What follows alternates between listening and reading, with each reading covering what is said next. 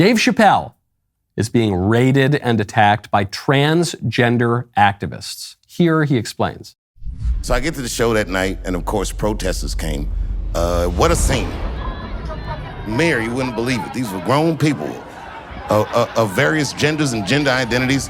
They threw eggs. They threw eggs at the people who were lined up to see the show. I didn't know that. Oh, yeah, they was doing all that shit. One lady was so mad with the protesters, she picked up a police barricade. You never seen them? They look like a bike rack.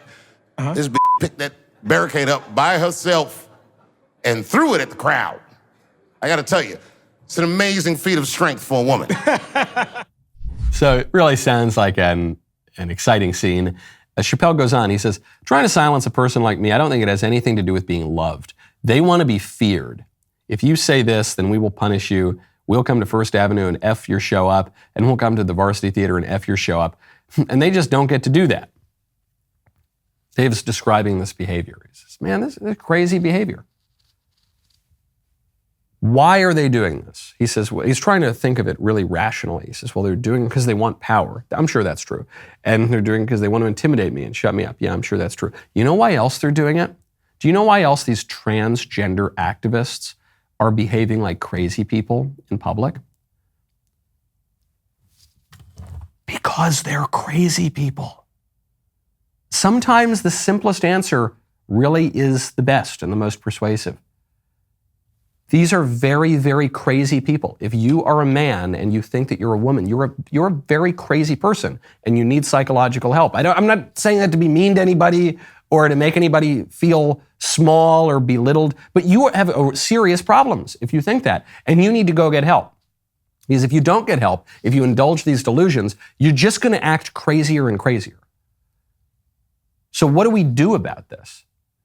What do we do about crazy people generally? You know, the Britney Spears conservatorship was a real illuminating incident on this kind of a question because we didn't know exactly how to react. We also didn't have perfect information.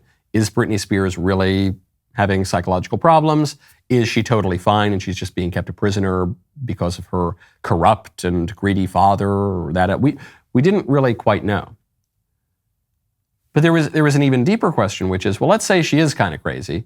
Should she really be under a conservatorship, or should she be free to act as crazy as she wants? We come to another fork in the road here. Which way are you going to go? The squishes and the libs and our society for the last 50 years has said, hey, if you're crazy and you're in deep distress and you have trouble functioning in society and you can't really take care of yourself, and that's your problem. You still have a right to do whatever you want to do. You want to go dance around throwing eggs in the air at a Dave Chappelle show? That's totally fine. You want to go live on the street and do a bunch of drugs down on Skid Row? That's totally fine. You want to have public meltdowns everywhere? That's your right to do it. Because of your bodily sovereignty and autonomy and self-ownership or whatever. But the conservative response is, no, if you are not in possession of your rational faculties, if you do not have a properly functioning rational will, then not only do you not have a right to be left alone and do whatever you want, you don't have the capacity to do that. You don't have the ability to do that. You see this in the big divide over insane asylums. For pretty much all of world history, we had insane asylums for people who were too crazy to take care of themselves. Then, in the middle of the 20th century, we decided to close down all of the insane asylums. And we did that probably with good intention because they're not particularly pleasant places, because mental illness is deeply unpleasant and very scary. And because we thought, well, we've got drugs now to treat this, so people don't need to be kept in these asylums. Problem is, though, you let the people out, they stop taking the drugs, and they behave like crazy people. And then we not only indulge mental illness, but in recent years, we've come to exalt it. We've come to praise it. We've come to reward mental illness. Now mental illness carries a cachet. People, especially young people, will brag about having a mental illness. It gives you some extra intersectionality points. Well, I'm not black, I'm not gay, I'm not a Muslim, I'm not, I don't have any of these. Well, at least I'm mentally ill. At least I can say, well, I need to focus on my mental health. That's a phrase that people use now as casual conversation. That would not have been the case even 10 years ago. No one would have been bragging about saying, oh, I've got a lot of mental illnesses. Say, oh, bro, we got to get you help. So where do we go from here? Until the conservatives are willing to reassert a sane vision on society and willing to wield political power to cultivate that sane sensibility in society, until we reopen some insane asylums, until we put some restrictions on how crazy people behave out in public, until we acknowledge and enforce certain norms and standards, like saying boys are boys and girls are girls, and if you're a boy, then you can't pretend to be a girl in public. That's weird stuff, and we're going to put you in psychiatric treatment if you do that. Until we start wielding that kind of political power, Dave Chappelle's going to get more eggs in the face. Right now, go to puretalk.com, enter promo code Knowles. If one of your goals this year is to do business with companies that share the things that you believe in, then you got to check out Pure Talk. Pure Talk is the antidote to woke wireless companies. It is proudly veteran-owned, employs a US-based customer service team, which is huge, by the way, and refuses to spend money on fake news networks. Not to mention, Pure Talk's service is fantastic. It's one of the largest networks in the country. You can get blazing fast data, talk, and text for as low as $30 a month. That is probably half of what you're paying right now.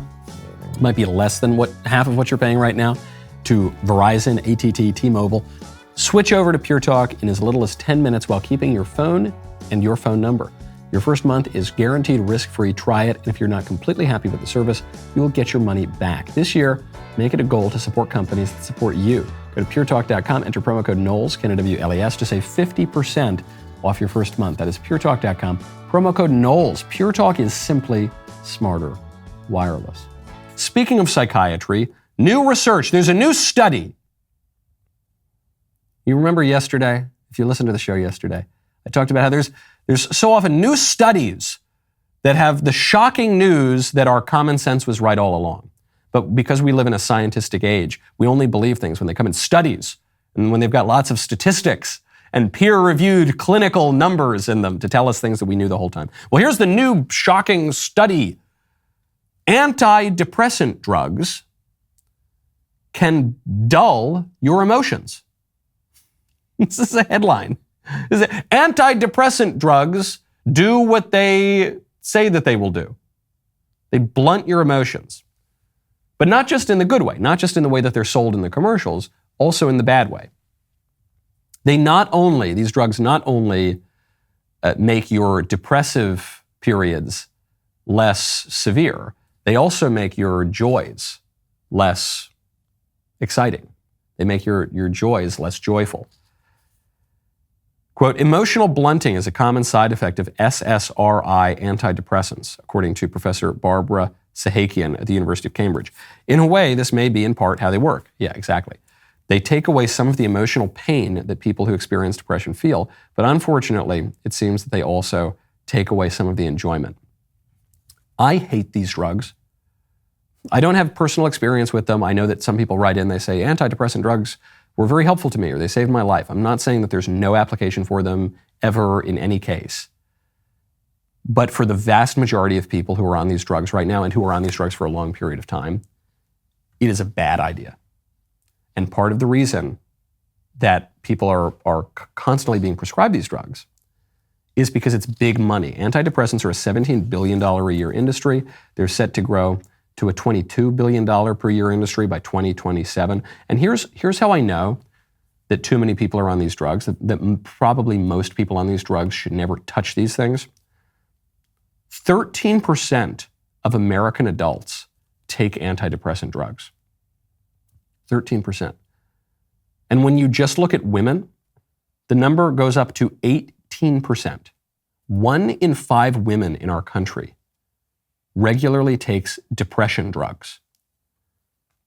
That is not, here is a medical intervention to maybe get you through a particularly difficult period, to then allow psychological or religious intervention to come in and help ameliorate your problem. No, that is just drug addiction.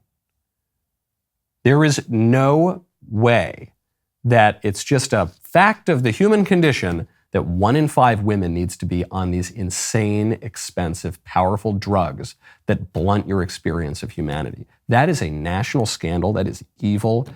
And it's nothing new exactly, specifically with the women. For all of human history, we have been trying to cure women of womanhood. There are all these interventions that we've had to cure women of the eccentricities that go along with being women. Before we plied them all with zombie drugs, we went in and scrambled up their brains. We gave them lobotomies in the middle of the 20th century. Before that, we had all sorts of creative, imaginative treatments for hysteria, for going back actually to the ancient world. We're always trying to cure women of being women. And now we're trying to cure humanity of any sense of suffering. But suffering is a sanctifying thing. And if you are constantly, throughout your whole life, reliant on some very powerful psychology-altering drug, mind-altering drug, to deal with that, something has gone wrong. And maybe there are even a handful of people who really need that kind of intervention. You know, it's a fallen world. Some people have really severe problems. 1 in 5 Americans? No, I don't think so. I think that is a national scandal.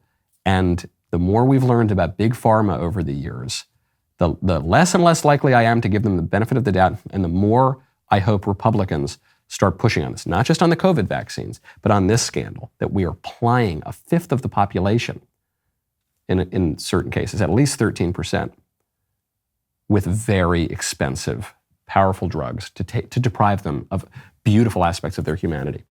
The rest of the show continues now. You don't want to miss it, because sometimes Mr. Davies and the producers over there, they get very, very upset because they say, I want you to talk about this story. I say, I don't want to talk about that story. Michael, I want to hear you talk about that. I say, listen, I got to focus on important things. I got to talk about the sexy green M&M. Okay, I don't have time for it. So they have found a story that I've not gotten to this week. They want my expert opinion on it. Become a member right now. Use code Knowles, K-N-W-L-E-S at checkout for 2 months free on all annual plans.